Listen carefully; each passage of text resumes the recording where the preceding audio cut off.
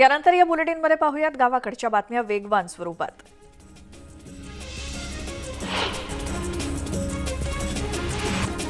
सोलापुरात शिवसेनेला मोठा खिंडार पडले। करमाळा युवा सेनेच्या तालुका प्रमुख, शहर प्रमुखांसह 15 पदाधिकारी आणि शहर प्रमुखांनी राजीनामे दिलेत। जिल्हाध्यक्ष धनंजय डिकोळे हे सोलापूर शिवसेनेला लागलेलं ग्रहण आहे आणि त्यांच्या निष्क्रियतेमुळे सोलापूर जिल्ह्यातील शिवसेना खुंटली अशी टीका पदाधिकाऱ्यांनी केली।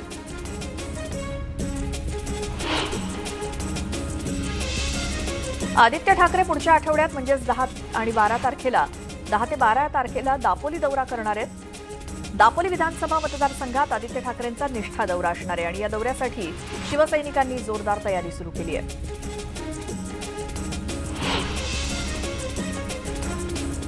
माजी पर्यावरण मंत्री रामदास कदम यांना दापोली विधानसभा मतदारसंघातील माजी आमदार सूर्यकांत दळवी यांनी चोख प्रत्युत्तर दिलंय।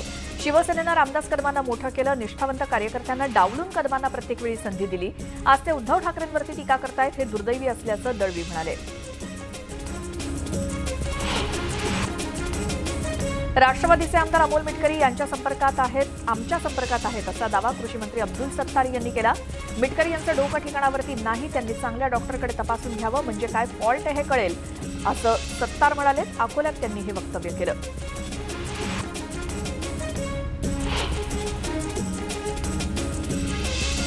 अशोक चव्हाण काँग्रेससोबतच असल्याची प्रतिक्रिया बाळासाहेब थोरात यांनी दिली। चव्हाण भाजपमध्ये जाणार असल्याच्या चर्चा चुकीच्या असून मित्राच्या घरी गणपती निमित्तानं गेल्याचं त्यांनी सांगितलं।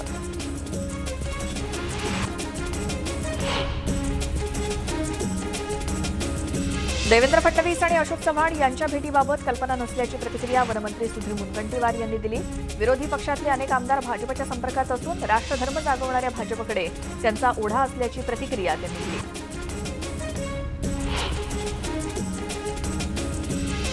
सुप्रीम कोर्टातील ठाकरे आणि शिंदे गटाच्या सुनावणीचा सरकारवरती कुठलाही परिणाम होणार नाही। चंद्रपुरात बोलताना वनमंत्री सुधीर मुनगंटीवारांनी विश्वास व्यक्त केला। जनतेला स्थिर सरकार देण्यासाठी भाजप आणि शिवसेना बांधील असल्याची प्रतिक्रिया त्यांनी दिली।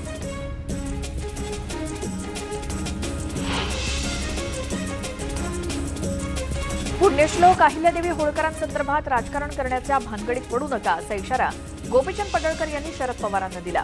अहिल्यादेवींच्या जयंतीला पवार कधीच चौंडी इथल्या कार्यक्रमाला आले नाहीत, पण नातवाला लॉन्च करण्यासाठी त्यांनी कार्यक्रम हायजॅक केल्याचा आरोप पडळकरांनी केला।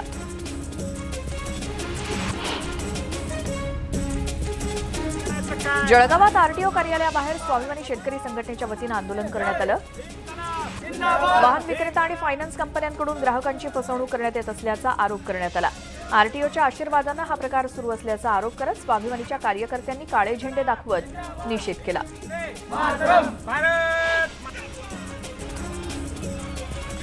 धुळ्यातील मेहरगाव प्रकरणामध्ये सत्यशोधक संघटना आक्रमक झाली आहे। धुळे ते मेहरगाव असा मोर्चा काढण्यात आला होता। यावेळी स्थानिक नेत्यांचे फोटो झळकावत जोरदार घोषणाबाजी करण्यात आली आणि स्थानिकांवरती अन्याय झाला।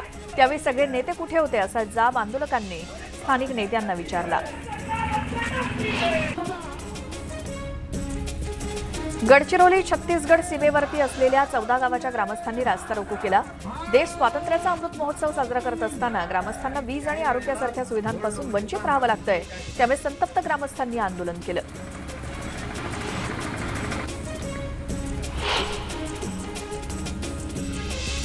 धुळे तालुक्यातल्या मेहरगाव इथे दलित वस्तीवरती बहिष्कार टाकण्यात आल्याचा आरोप आहे। त्यानंतर या गावात जमावबंदी लागू करण्यात आली।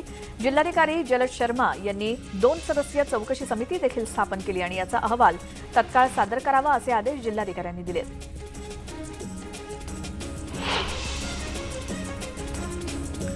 गोंदियातील अंजोरा येथील प्राथमिक शाळेत पुरवण्यात येणाऱ्या पोषण आहारामध्ये अळ्या सापडल्यानं खळबळ माजली। या घटनेवरून पालकांनी शाळेवरती मोर्चा काढत तीव्र संताप व्यक्त केला। विद्यार्थ्यांसाठी असलेला पोषण आहार बनवताना इतका हलगर्जीपणा कसा केला जाऊ शकतो असा सवाल पालकांनी उपस्थित केलाय।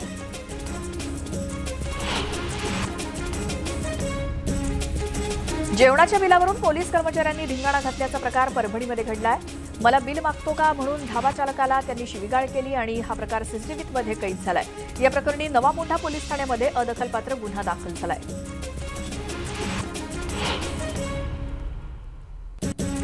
नाशिकमधल्या एका नामांकित कॉलेजमध्ये तुफान राडा झाला। किरकोळ कारणावरून विद्यार्थ्यांचे 2 गटात हाणामारी झाली।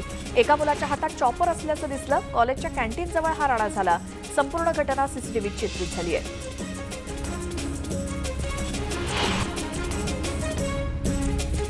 बीडच्या परळीमध्ये नाथ प्रतिष्ठानच्या गणपती उत्सवाच्या कार्यक्रमात रात्री पुन्हा गोंधळ झाल्यानं पोलिसांनी प्रेक्षकांवरती लाठीचार्ज केला आणि या लाठीचार्जचा व्हिडिओ सोशल मीडियावरती तुफान व्हायरल होतोय.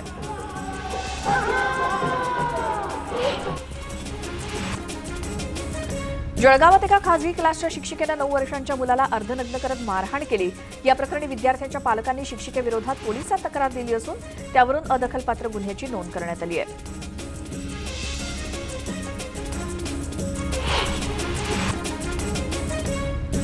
नाशिकच्या गाडगे महाराज पुलाजवळ एक बस गोदापात्रामध्ये शिरली.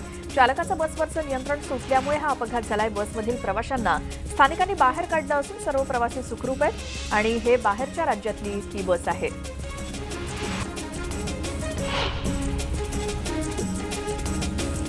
अकोल्यातील अकोट शहरातील नंदीपेठ भागात अनेक अपघात घडत आहेत. रस्त्यांचं काम अर्धवट असल्यामुळे एका मुलाला अपघात झाला.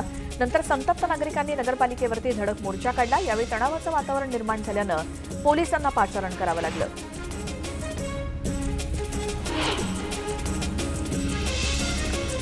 चंद्रपूर जिल्ह्यातील बोर्डा गावात वडिलांनी राहत्या घरी विष देऊन 2 मुलांची हत्या केल्याचा धक्कादायक प्रकार समोर आलाय. शेजारच्यांच्या मदतीनं लगेच दोन्ही मुलांना उपजिल्हा रुग्णालयात नेण्यात आलं. मात्र तोपर्यंत दोन्ही मुलांची प्राणज्योत माळवली होती. तर प्राथमिक अंदाजानुसार विष पाजून मुलांचा गळा आवळून हत्या केल्याची माहिती समोर आली आहे. तर पालघरच्या सफाळेमध्ये एकाच कुटुंबातील दोघांनी आत्महत्या केल्याची धक्कादायक घटना समोर आली. शैलेश पाटील या तरुणानं झाडाला गळफास घेत आत्महत्या केल्यानंतर मुलाच्या मृत्यूचं दुःख सहन न झाल्यानं त्याची आई कल्पना पाटील यांनी देखील विहिरीत उडी मारून जीवन संपवलंय. सांगलीत अवैध वाळू तस्करी प्रकरणी जप्त केलेला वाळूचा डंपर तहसील कार्यालयाच्या आवारातूनच चोरीला गेला. राजवाडा चौक इथल्या अप्पर तहसील कार्यालयाच्या परिसरामध्ये ही घटना घडली. वाळू तस्करांनीच हा डंपर चोरल्याचं समोर आलं.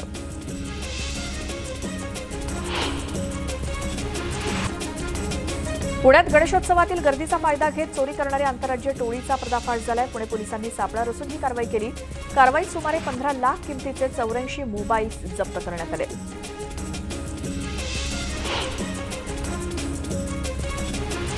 अहमदनगरमध्ये देशी पिस्तूल विक्री करणाऱ्यांचा पर्दाफाश झालाय. स्थानिक गुन्हे शाखेने ही कारवाई केली आहे. यात आरोपींकडून 4 गावठी कट्ट्यांसह 16 जिवंत काडतुसं जप्त करण्यात आली आहेत.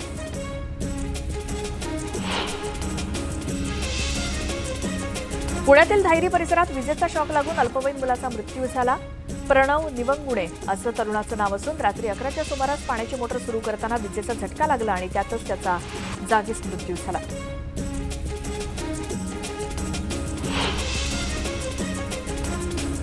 सोलापुरातील दोड्डी गावातून ऐन गणेशोत्सवाच्या काळात 5,000 लिटर हातभट्टी दारू जप्त करण्यात आली. सोलापूर राज्य उत्पादन शुल्क विभागानं धडक कारवाई ही केली आणि या कारवाईत 3,60,000चा मुद्देमाल जप्त करण्यात आलाय.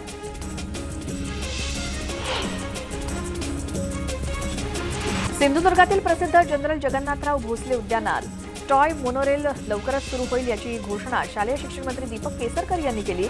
यावेळी जिल्हाधिकारी आणि इतर अधिकारी उपस्थित होते.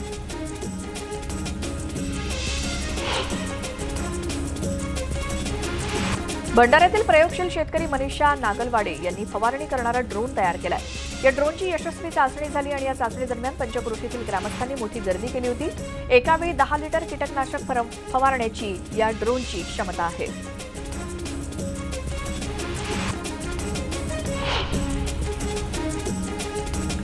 दक्षिण सोलापूर तालुक्यातील वळसंग गावातील जवळपास 80 एकर उडीद पिकाला पाणी लागल्यानं ते पिवळं पडलंय. त्यामुळे अनेक शेतकऱ्यांनी उभ्या पिकावर ट्रॅक्टर फिरवलाय.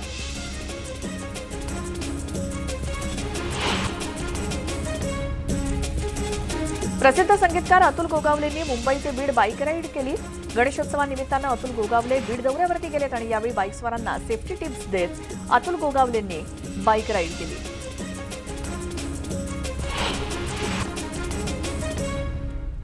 भंडाऱ्यामध्ये पोलीस मुख्यालयात बाप्पाची प्रतिष्ठापना करण्यात आली. या निमित्तानं पोलीस अधीक्षकांनी तक्रारदारांना बोलावून बाप्पाच्या साक्षीनं तक्रारदारांच्या समस्या सोडवल्या आणि अनेकांनी या कल्पनेचं कौतुक केलंय.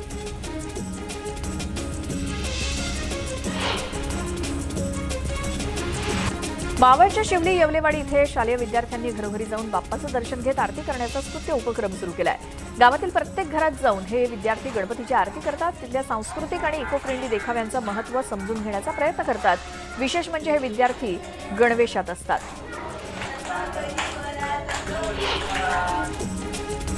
अशाच आणखी काही बातम्या पाहणार आहोत एका छोट्याशा ब्रेक नंतर. तुम्ही पाहता न्यूज 18 लोकमत.